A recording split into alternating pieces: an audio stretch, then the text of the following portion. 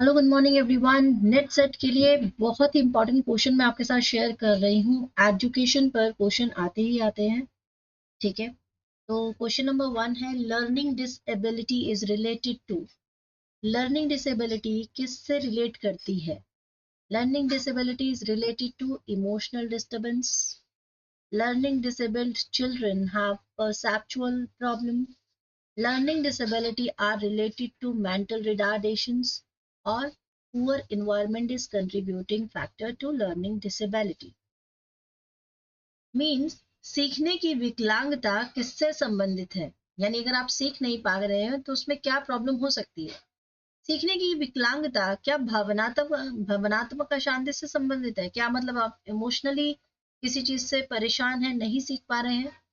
या सीखने में अक्षम बच्चों को अवधारणात्मक समस्याएं होती हैं? यानी जो बच्चे नहीं सीख पाते हैं, क्या उनको कोई प्रॉब्लम है, परसेप्चुअल प्रॉब्लम है, कोई कंफ्यूजन है उनको? सीखने की विकलांगता मानसिक मंदता से संबंधित है, या फिर मेंटल कोई दिक्कत हो रही है, मेंटली कोई प्रॉब्लम हो रही है, उसे मेंटली रिटार्डेशन कहते हैं। या फिर खराब वातावरण सीखने की विकलांगता का एक योगदान कारक है। आसपास में जो एटमॉस्फेयर है, वातावरण है, घर में जैसा माहौल है, क्या वो भी इम्पेक्ट करता है? तो सही आंसर क्या होगा? आंसर हो जाएगा, poor environment is contributing factor to learning disability. यानी कि खराब वातावरण सीखने की विकलांगता के लिए एक योगदान कारक है। बिकॉज अगर आप इमोशनल हैं तो भी आप सीख सकते हैं। ठीक है, और अगर आप कोई प्रॉब्लम में है, कोई कंफ्यूजन है, कोई परसेप्शन है, आपका कोई अवधारणा मन में चल रही है, तो भी आप सीख सकते हैं। और अगर आप किसी भी तरह से मेंटली रिटार्डेड है, अब आपने कई ऐसे एग्जाम्पल देखे होंगे जो मेंटली रिटार्डेड बच्चे हैं, बट उनको अगर सिखाया जाता है, ट्रेनिंग दी जाती है, तो भी सीख सकते हैं। बट यहाँ पर ये जो पूछा गया कि लर्निंग डिसेबिलिटी किससे रिलेट हो सकती है, तो वो हो सकती है पुअर इन्वायरमेंट, जो कि कंट्रीब्यूट करता है लर्निंग डिसेबिलिटी को। ठीक है जी, खराब वातावरण सीखने की विकलांगता के लिए योगदान कारक देता है। ये क्वेश्चन बहुत इंपॉर्टेंट है, कई बार रिपीट हो चुका है। Which of the following is not a correct matching? Relative position in a group match to ordinal scale, class roll number match to nominal scale, weight of students match of ratio scale, या heights of cricket player match of interval scale. तो ordinal scale, nominal scale, ratio scale, interval scale, ये चारों होता क्या है? लेकिन इससे पहले इसका आंसर देते हैं। आंसर है, Heights of cricket player interval scale से मैच नहीं होता। ये तो बहुत सिंपल आंसर था, ये क्वेश्चन ही बहुत सिंपल था और इसको आप आराम से कर भी सकते थे। बट इसके अलावा इस क्वेश्चन के बहुत सारे फॉर्मेट हैं, अलग अलग तरीके से पूछे जाते हैं।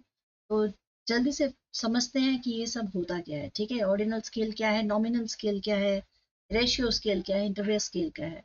इससे पहले कि मैं इसको डिटेल में समझाऊं, इसका बहुत शॉर्टकट मैं आपको बता रही हूँ, इसके निमोनिक्स बता रही हूँ, जिससे आपको ये हमेशा याद रहेगा। आपसे पूछा जाए नॉमिनल स्केल, तो आप याद रखिएगा नेम्स। ठीक है, हम डिफरेंट डिफरेंट जब नेम उसके बारे में सजेस्ट करने वाले हैं कि ये कितनी चीज है, कितने टाइप की चीज हो सकती है, तो ये इतने इतने टाइप की है। ठीक है, अगर पूछा जाएगा ऑर्डिनल, तो ऑर्डिनल में वो स्केल है जो ऑर्डर बताता है। ठीक है, ये किस ऑर्डर में रखी हुई चीजें हैं, किस तरीके से रखी हुई चीजें हैं। इंटरवल पूछा जाए तो वो इक्वल गैप बता रहा है। ठीक है, आप मतलब इमेजिन करेंगे कि हाँ भाई, इस बीच में इतना रेशियो का गैप हुआ होगा। हाँ, ठीक है। और रेशियो तो मतलब रियल जीरो, रेशियो का मतलब है एकदम वो जीरो से स्टार्ट करके बता रहा है। ये निमोनिक्स हो गए आपके। ठीक है, चलिए थोड़ा इंटरेस्टिंग वे में समझते हैं। नॉमिनल स्केल की अगर मैं कैरेक्टरिस्टिक की बात करूं, तो ये लेवल्स की बात करता है, इसमें कोई ऑर्डर की बात नहीं होती। जैसे एग्जांपल ले लो, कितने तरह का ब्लड टाइप होता है, ए पॉजिटिव, बी पॉजिटिव। ठीक है, तो ये नॉमिनल स्केल पे बताता है कि हाँ भाई, एक ब्लड जो है वो बहुत सारे टाइप का है। ऐसे हमारे आई कलर्स ले लो, कितने सारे कलर्स के हैं, ब्लैक है, ब्लू है, ग्रीन है। ठीक है, अब आप कहेंगे लेंस लगाते हैं, अरे भाई आई कलर को समझो ना। ओके, उसके बाद है कि इसमें क्या क्या हो सकता है, तो हम काउंटिंग वाला जो भी टेस्ट करना चाहेंगे, तो उसमें हम नॉमिनल स्केल का यूज कर सकते हैं। अब बात करते हैं ऑर्डिनल स्केल की। तो ऑर्डिनल, जैसे कि मैंने आपको इसके निमोनिक में बताया था, ऑर्डर वाला जो भी आपका क्वेश्चन आएगा जिसमें ऑर्डर से रिलेटेड कुछ इंफॉर्मेशन होगी, यानी कोई ऐसी कैटेगरी जो ऑर्डर में रखी हुई है, उसमें कोई गैप नहीं है। ठीक है, अगर कैसे पता चलेगा? आपने कई बार न्यूज़पेपर उठाओ, उसमें मूवी की रेटिंग्स होती है ना, तो कोई 3 स्टार लिखा है, कोई 2 स्टार लिखा है, कोई 4 स्टार लिखा है, तो उसमें कोई गैप नहीं है, एक मूवी में अलग अलग स्टार रेटिंग्स मिली हुई है।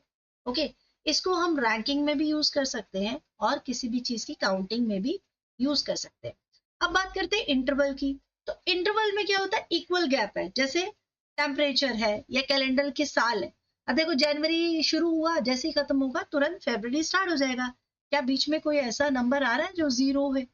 ठीक है, तो बीच में कोई गैप आ रहा है क्या? तो कंटिन्यूएशन में कोई चीज चल रही है, बट उसमें इंटरवल कैसे हो रहा है कि अगला मंथ शुरू हो गया। ठीक है, टेम्परेचर में भी अगला टेम्परेचर स्टार्ट हो गया। अभी 22 डिग्री था, अब 40 डिग्री है, अब 23 डिग्री है। तो कंटिन्यूएशन में कोई चीज हो रही है, उसमें इक्वल गैप्स है। ठीक है, और ये कहाँ पर यूज करते हैं? किसी भी चीज के एडिशन में यूज कर सकते हैं, सब्ट्रैक्शन में यूज कर सकते हैं। इसमें इंटरवल स्केल में ये पॉसिबल है, हम एडिशन भी कर सकते हैं और सब्ट्रैक्शन भी कर सकते हैं। ओके, अब बात करते हैं रेशियो की। रेशियो जहां पर इक्वल गैप है बट 0 का भी इसमें यूज हो रहा है। कैसे? जैसे आप किसी भी चीज का भार 0 से लेकर कितने भी किलो तक हो सकता है, राइट? ऐसी डिस्टेंस में कहूं तो 0 किलोमीटर से लेकर कितने भी किलोमीटर हो सकता है। तो इसमें 0 का उपयोग तो होगा ही होगा, तभी तो हमें एक्चुअल पता चलेगा कि हमने कितना डिस्टेंस कवर किया, कितना भार था उसमें, कितना समय लगा। तो हर तरह के रिथमेटिक ऑपरेशन में इसका इस्तेमाल पॉसिबल है, राइट? आई होप आप लोगों को चारों स्केल समझ में आ गए होंगे। इसीलिए जब आपने क्वेश्चन देखा तो देखो, सबसे पहले दिया था relative position in a group. Relative position यानी एक साथ एक कंटिन्यूएशन में पोजीशन बताई जा रही है एक ग्रुप की। तो अगर किसी भी चीज की रिलेटिव पोजीशन बताई जा रही है ग्रुप की, तो ऑर्डर में है चीजें, तो फिर ऑर्डिनल स्केल होगा। क्लास रोल नंबर, अब देखो रोल नंबर नॉमिनल स्केल में है, हर एक बच्चे का अलग अलग रोल नंबर है। ठीक है, 1 2 3 4, हर एक बच्चे का अलग अलग रोल नंबर है, तो क्लास रोल नंबर सबसे बड़ा नॉमिनल स्केल में आता है। रेशियो स्केल की बात की जाए तो वेट ऑफ स्टूडेंट्स, किसी भी स्टूडेंट्स का भार, वेट्स की बात होगी तो वो रेशियो में आएगा क्योंकि 0 से स्टार्ट होता है। बट हाइट की बात की जाए तो हाइट भी किस में स्केल में आ जाएगी? जरा मुझे कमेंट सेक्शन में लिखकर बताइए अगर आप लोगों को स्केल समझ में आ गया होगा। बढ़ते हैं नेक्स्ट क्वेश्चन की तरफ। नेक्स्ट क्वेश्चन है, which of the following committee recommended for improvement of teacher education program? Yashpal committee, Mehrotra committee, Reddy committee या रामामूर्ति कमेटी? निम्नलिखित में से किस समिति ने शिक्षक शिक्षा कार्यक्रम में सुधार की सिफारिश की? यशपाल समिति, मेहरोत्रा समिति, रेड्डी समिति और राममूर्ति समिति। So first of all Yashpal committee, don't forget about this. Chairman कौन थे? प्रोफेसर यशपाल। फाउंडेशन डेट क्या था? 1992। और पर्पस क्या था? फोकस करना कि स्कूल के जो बैग्स होते हैं उनका बर्डन कैसे कम किया जा सकता है, लर्निंग को और ज्यादा इंजॉयबल कैसे बनाया जा सकता है स्टूडेंट्स के लिए। तो रिकमेंडेशन क्या किया गया कि भाई स्कूल का जो कुरिकुलम है उसको थोड़ा सा कम कर दिया जाए, अननेसेसरी मेमोराइज करने को चीजों को बर्डन ना दिया जाए, और फोकस किया जाए कि बच्चों को कॉन्सेप्ट समझ में आए। ठीक है, बजाय इसके कि रोट लर्निंग बच्चे करें, सिर्फ रटते रहे, उन सब चीजों से अच्छा है कि कॉन्सेप्ट समझ में आए। और रियल लाइफ एक्सपीरियंस जो है वो भी स्कूल में इन्वॉल्व करने की कोशिश की गई। रियलिटी यह है कि कमेटी तो आई, रिकमेंडेशन भी हुए, बट पता नहीं एक्चुअल में ऐसा हुआ है कि नहीं, क्योंकि स्कूल में बर्डन तो आज तक है। चलिए, तो की आउटकम देख लेते हैं। तो प्रमोटेड है learning without burden for better education quality. ठीक है, नेक्स्ट क्वेश्चन में समझते हैं नेक्स्ट जो कमेटी है वो क्या कहती है। नेक्स्ट कमेटी है आपका, yes, Mehrotra committee. This is also very important. Foundation date है आपका 1983 और चेयरमैन है डॉक्टर डीपी मेहरोत्रा। ठीक है, पर्पस था कि जो एजुकेशन है उसको फाइनेंस दिया जाए ताकि पढ़ाई को और थोड़ा बेटर बनाया जाए, तो उसको फाइनेंशियली जो भी हेल्प चाहिए उसकी जरूरत है। तो रिकमेंडेशन थी कि गवर्नमेंट जो है एजुकेशन पर और पैसा स्पेंड करे। ठीक है, मेहरोत्रा कमेटी में ये सारी चीजों को ध्यान रखा गया। Equal access to education for all section पे ध्यान रखा गया कि सारे सेक्शन पर एजुकेशन पहुंच सके, और प्राइमरी एजुकेशन के इंफ्रास्ट्रक्चर को स्ट्रेंथन करने की कोशिश की गई। Then what is the key outcome? Okay, so outcome is that कि help shape policies for equitable distribution of educational resources. Then next आती है आपकी रेड्डी कमेटी। रेड्डी कमेटी आई है आपकी 1994 में, जिसके चेयरमैन थे KR रेड्डी। पर्पस था कि जो हायर एजुकेशन से रिलेटेड जितने भी इंपॉर्टेंट इशू हो सकते हैं, ठीक है, और अगर क्वेश्चन आपके पास आए कि यूजीसी से रिलेटेड मुद्दे किस कमेटी में ज्यादा उछाले गए या उनके बारे में ज्यादा स्टेप उठाए गए, क्या रिकमेंडेशन आया यूजीसी के लिए, तो वो कमेटी थी डॉक्टर KR रेड्डी की कमेटी, यानी कि 1994 में आई। इसमें रिकमेंडेशन था कि यूजीसी के रोल को थोड़ा और स्ट्रेंथन किया जाए और मजबूत किया जाए, ठीक है, क्योंकि यूनिवर्सिटी में स्टैंडर्ड मेंटेन करने का काम यूजीसी का है, तो यूजीसी को और थोड़ा स्ट्रेंथन किया जाएगा तो ऑटोमेटिकली यूनिवर्सिटी के स्टैंडर्ड्स भी अप हाई होंगे, ठीक है।